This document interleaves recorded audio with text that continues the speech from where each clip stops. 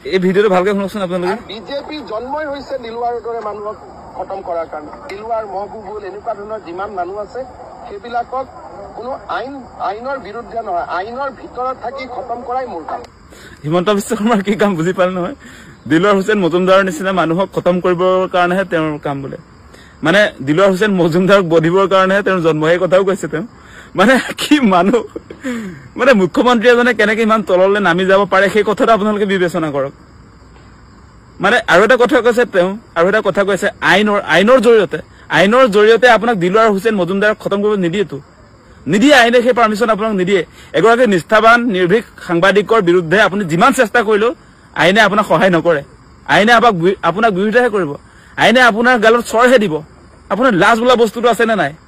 দুদিনত দুটা আপোনালোকৰ পুলিচৰ বিৰুদ্ধে বা আপোনাৰ বিৰুদ্ধে যিটো সিদ্ধান্ত আইনে কলে সেই কথাটো আপোনালোকে বুজি পোৱাই নাই নেকি?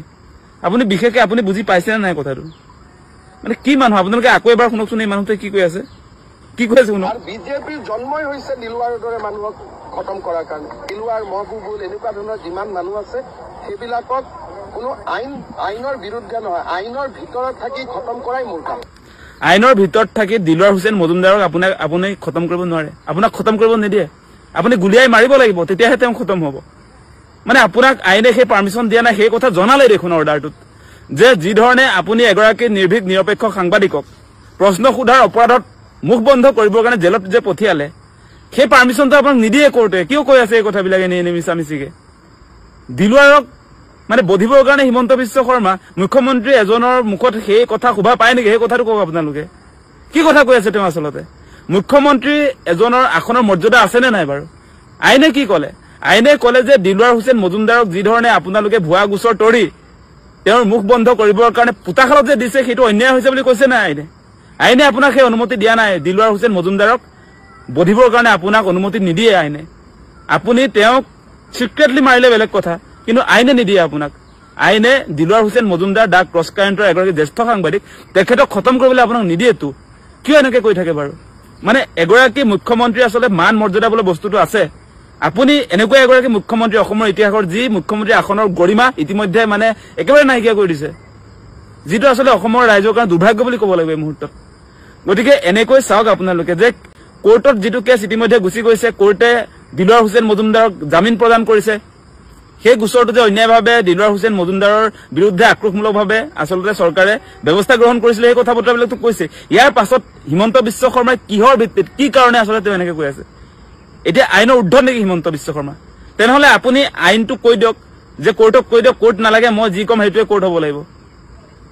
আপুনি ৰুল অফ ল সেই কথাটো কোৰ্টক কৈ দিয়ক। আপুনি এনেকৈ মানুহক ব্লেকমেইল কৰি নাথাকিব। আপুনি সাম্প্ৰদায়িক ৰাজনীতি কৰিবৰ কাৰণে এই কাম কাজবিলাক কৰি আছে, আমি বস্তুটো বুজি পাইছো। ২৬ত নিৰ্বাচন আছে, এগৰাকী মুছলমান সাংবাদিকক পাই গ'ল, কিন্তু সাংবাদিকজন কিন্তু নিৰ্ভীক নিৰপেক্ষ দেই। মুছলমান হলেও সেই মানুহজনৰ পক্ষত কিয় আছে অসমৰ ৰাইজ? যে দিলৱাৰ হুছেইন মজুমদাৰ এগৰাকী নিষ্ঠাবান সংবাদকৰ্মী, তেখেতৰ পক্ষত অসমৰ ৰাইজ কিয় আছে? কথাটো বুজি লওক আপোনালোকে, যে এতিয়ালৈকে দিলৱাৰ হুছেইন মজুমদাৰৰ বিৰুদ্ধে তেনেকুৱা কোনো ধৰণৰ এলিগেশ্যন নাই। আপুনি যিবিলাক কথা কৈ আছে, এগৰাকী দুৰ্নীতিগ্ৰস্ত সাংবাদিক নহয়। আপোনাৰ চৰকাৰৰ দুৰ্নীতিৰ অভিযোগ উত্থাপন হৈছে, সেইটো কভাৰেজ কৰিবলৈ যাওঁতে ইমান তললৈ আপুনি যে গুচি গৈছে ব্যক্তিগত লেভেলত, সেই কথাটো কিন্তু শোভা নাপায় হিমন্ত বিশ্ব শৰ্মা। সেই কথা শোভা নাপায় আচলতে। আপুনি কোৰ্টে এটা নিৰ্দেশনা দিয়াৰ পাছত, কোৰ্টে এগৰাকী ব্যক্তিক জামিন প্ৰদান কৰাৰ পাছত এনেকে লাগি থাকে নেকি মুখ্যমন্ত্ৰীয়ে? আৰু সেইটোতো কি অপৰাধ হ'ল আপোনালোকে কওকচোন বাৰু?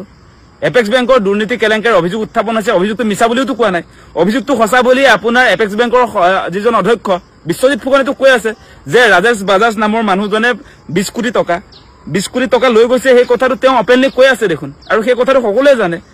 যে আপোনালোকে শুনি লওক কথাটো এবাৰ, তেওঁ কি কৈছে।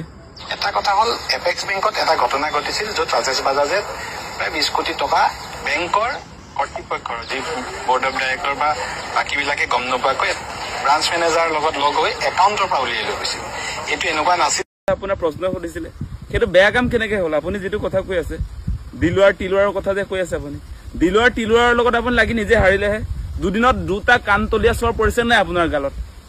যে আদালততো আপোনালোকক আদালতে কাণতলীয়া চৰটো দিলে নহয় আপোনালোকক, যে দুটা কেছ লগালে, দুটা কেছে ভুৱা বুলি প্ৰতিপন্ন হ'ল। তাৰ পাছত কেনেকে কথা ক'ব পাৰিছে আপুনি?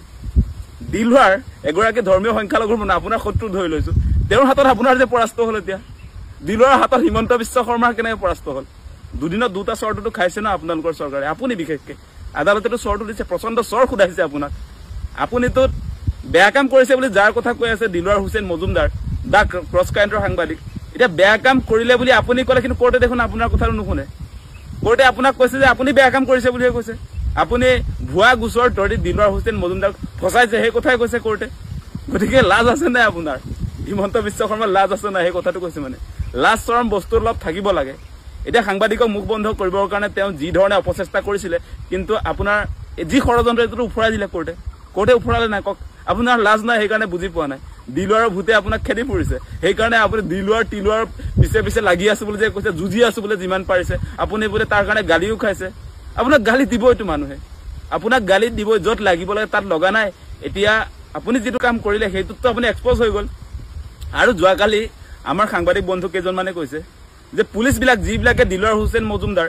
তেখেতক যিবিলাক পুলিচে গ্ৰেপ্তাৰ কৰি তেওঁৰ ঘৰত ৰেড কৰিছে দোকানত ৰেড কৰিছে সাংবাদিক এজনক মানে পুলিচে কৈছে আমি কি কৰি আছো আমি নিজে গম নাপাওঁ বোলে ৰেড কৰিব গৈছে কি ৰেড কৰিব লাগে একো গম নাপায় সেইকাৰণে আপোনাৰ স্কুল কলেজৰ কিবা চাৰ্টিফিকেট লৈ গুচি আহিছে EMIত কিবা ডাম্পাৰ গাড়ী লৈছিলে কিবা কিবি লৈছিলে বুলি কৈছে এনে দেখুৱাব লাগে দেখুৱাইছে আৰু হাইস্কুলৰ আপোনাৰ চাৰ্টিফিকেট লৈ আপোনাৰ উচ্চতৰ মাধ্যমিক বা BA পঢ়ি থকাৰ চাৰ্টিফিকেটবিলাক লৈ আহিছে মানে এনেকে তাৰ পাছত পুলিচবিলাকে নিজে পাগল হৈ গৈছে আমি কি কৰি আছো আমি নিজে গম নাপাওঁ বোলে এনেকুৱা এটা পৰিস্থিতি এতিয়া গতিকে বিষয়টো চিৰিয়াছ যদিও অলপ হাঁহি কথাটো কৈ আছো আপোনালোকে মেইন কথাটো বুজি লওক যি ধৰণে বৰ্তমান সময়ত আচলতে শাসন ব্যৱস্থাটো হিমন্ত বিশ্ব শৰ্মাৰ নেতৃত্বত যি ধৰণে তেওঁ অৱনমিত কৰিছে এতিয়া ৰুল অফ ল বোলা বস্তুটো নাই এতিয়া আইনৰ শাসন চলা নাই হিমন্ত বিশ্ব শৰ্মাই যিটো ক'ব সেইটোৱে আইন এই মুহূৰ্তত গতিকে ইয়াৰ পৰা আমি সাৱধান হ'ব লাগে আমি সেইটোৰ পৰা